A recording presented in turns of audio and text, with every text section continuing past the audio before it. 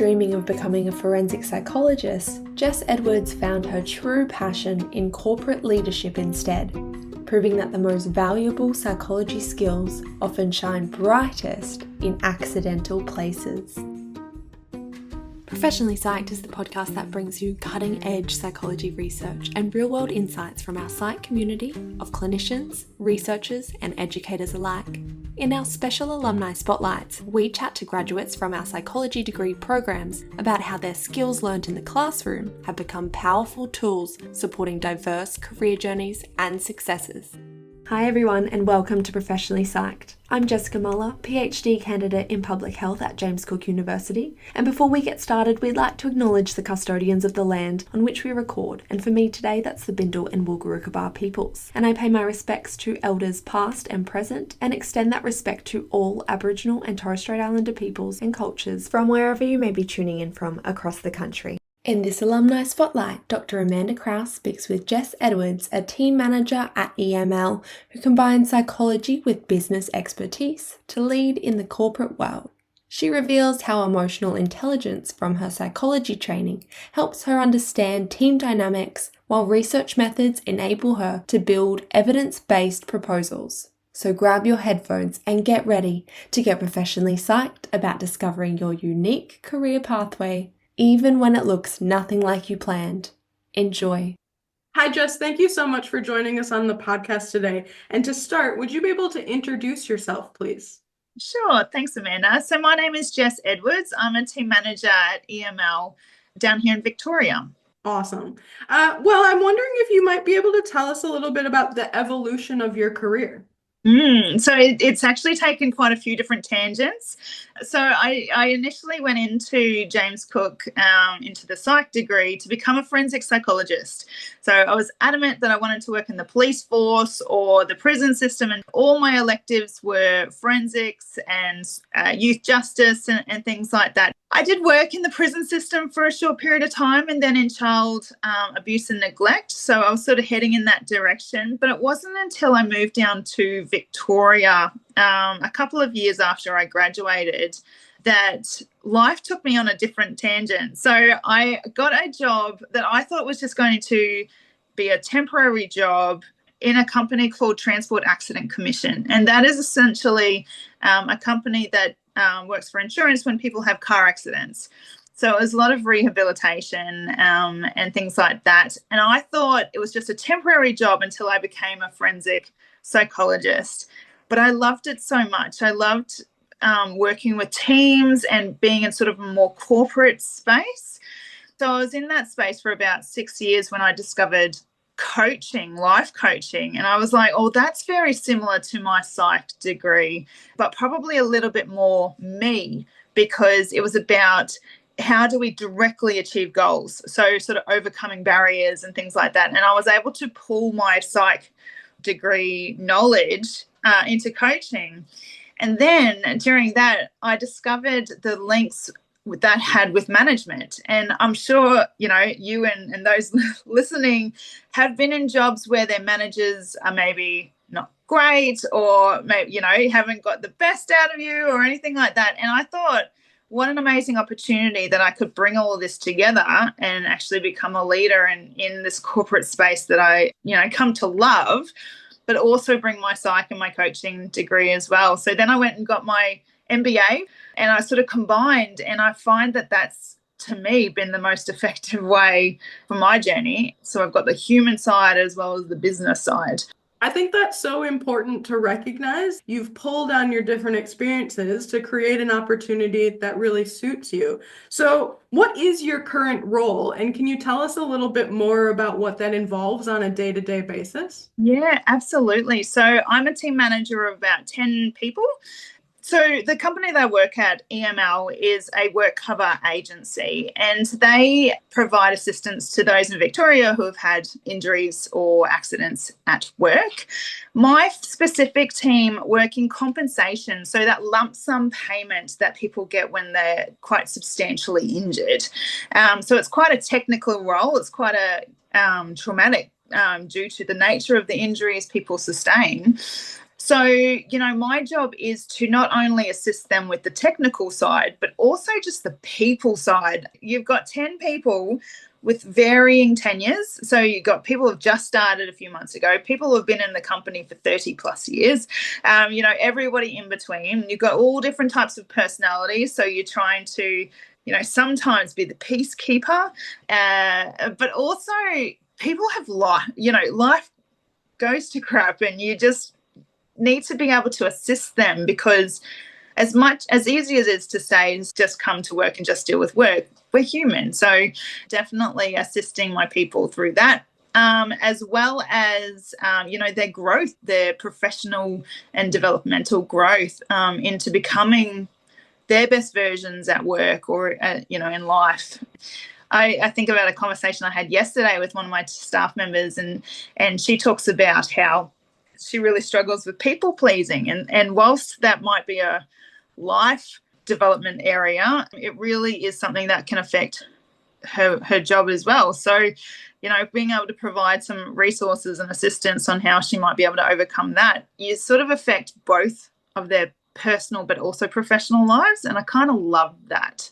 So it sounds like you do a lot of, I don't know, would you say problem solving or goal development? Like, where do you spend your time, and how do you think about how that happens? Yeah, so this morning I spent about an hour and a half problem solving. I had a employer call me, frantically upset and trying to work through everything that has happened on the claim for him, on a matter for him. Because the operator was off today. So I then had to sort of make sure I'm putting out fires everywhere, but also make sure I'm capturing what feedback to pass on as well. So lots of problem solving for not only the work itself, but for the people, for the teams, and then for the business. So the business will provide to me KPIs or performance measures and say, you have to achieve this. I go, okay, well, I look at the floor and look at what we're currently doing. How can we overcome that or have better outputs as well? It's very strategic in my head. And if I didn't have good time management skills, you could absolutely get overwhelmed. And I was really interested in one of the things you said before in terms of you've got the people side and the business side. So what skills or knowledge that you gained through the psychology degrees really help you with your current role? Emotional intelligence. That is one of the biggest things. I think in the psych degree, I learned a lot about myself and people and human nature in just in general. But I think being able to understand people or maybe motivations or personalities a little bit more, that is a huge factor, because if you go into a job like this and you think everybody should be doing exactly this, they should be just like me, you are going to come across so many issues, and you're going to be turn grey within a year of the job. So yeah, definitely understanding motivations and what influences a person has helped, because then I can have a lot more empathy and understanding when things go wrong, and things will go wrong. Like I can't sit there and say the world will all be rosy and then freak out when something doesn't. I need to plan for that and also go, all right, well, we've got two people working together. They're completely opposites in personalities. How can we actually use this to our benefit? I've learned over the years, as frustrating as it can be, to work with my direct opposite, because they've got the skills I don't have naturally. And so being able to put your ego aside and learn that, I think that's a huge thing in the management or leadership space. Yeah. One of the subjects that I teach is research methods and statistics. And I was interested in if you could reflect on maybe the role of, I assume, evidence in your job specifically, or just sort of learning some of those critical thinking skills from learning research, or how that might fit into your job. Yeah, 100%. So funny you say this, because I remember going through uni and doing the statistics courses and thinking, well, I'm not going to be a researcher. Why do I have to do this? But it's a mandatory subject. Why am I doing this? If I had the choice back then, I probably wouldn't have. But I'm so glad I did, because of that. Definitely the subject has helped me understand research. And so if I put forward initiative or an idea to the business or to my direct manager or to my team, I like to do all the research first. So I will read Harvard Business Review. I will read different articles out there and be able to gather together what they say and be able to interpret it. You see on social media all the time, somebody will see an article, take one line from it and say, that's gospel. But then you'll have the scientists coming around and go, well, actually, if you read it and understood what it means X, Y, Z, not ABC. So I think that has definitely helped. And I did a few years ago, I was able to put forward some initiatives because I did all this research and I took it to my boss at the time to say, well, this is the information out there, out in the public. Let's bring it into our space. And being able to then show how it will positively affect my team and the outputs, it's huge. And being able to understand statistically significant results versus just like kind of correlated results has also helped me to be able to interpret those, the articles or any research out there. So I'm still to this day will read the business papers and I love a psych article, anything on human nature, I'm all across reading. So I think if I wanted to continue to progress in my career, I have to be up to date with what's out there, what's in the research, rather than sticking to my little scope in front of me. Yeah, you can't really expand or be innovative without reading what's out there. So I am actually very grateful for that subject. That's great to hear.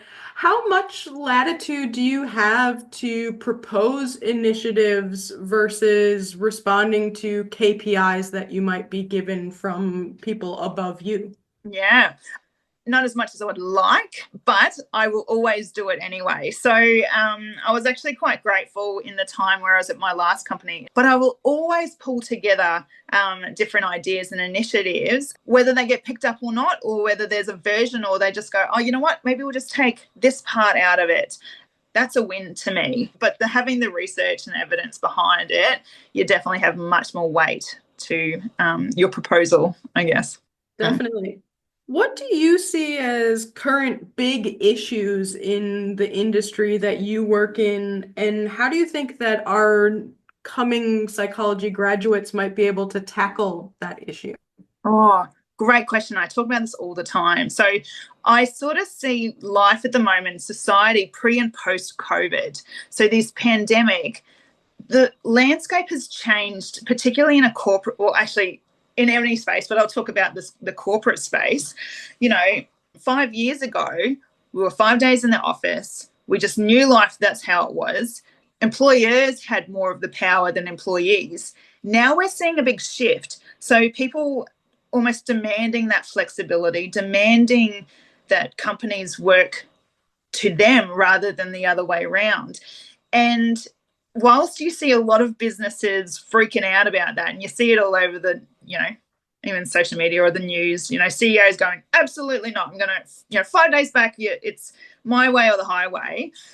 Sure, that could be a short-term thinking, but if you really want a long-term realistic view, that the world is changing. So we need to start looking at, all right, the old way, even though it wasn't that long ago, it was only 5 years ago, that's no longer really relevant anymore. We need to start thinking differently. And what's out there? What are the options? Is hybrid the only way? Is remote the only way? Like, what is it? And I think people in general are becoming more, the emotions and how they're reacting is quite different. You feel it in the community and on social media and things like that.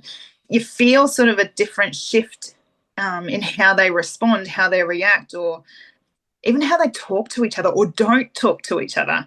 There's this view at the moment that the younger generation are so used to online, they don't know how to talk on the phone. They don't know how to interact with people. So their conversations aren't as meaningful.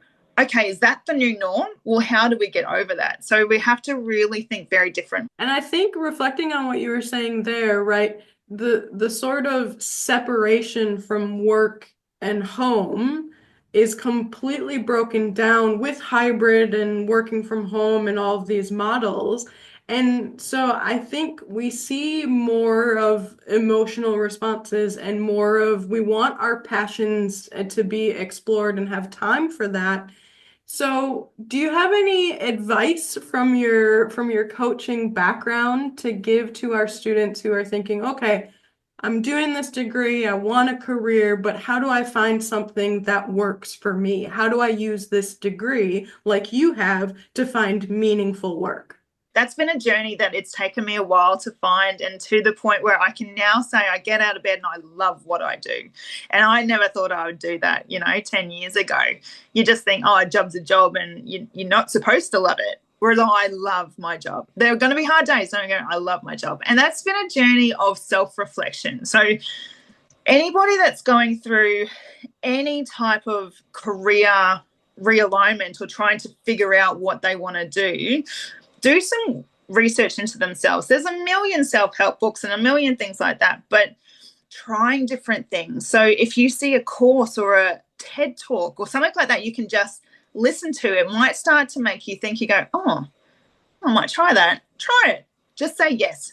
Say yes. If it doesn't work, oh, well, you've got a new skill, or you just move on to something else. So don't be afraid to step outside the trajectory you've got. So even if it's just a toe or a pinky out of that trajectory, try it. Use every opportunity that's in front of you and talk to people.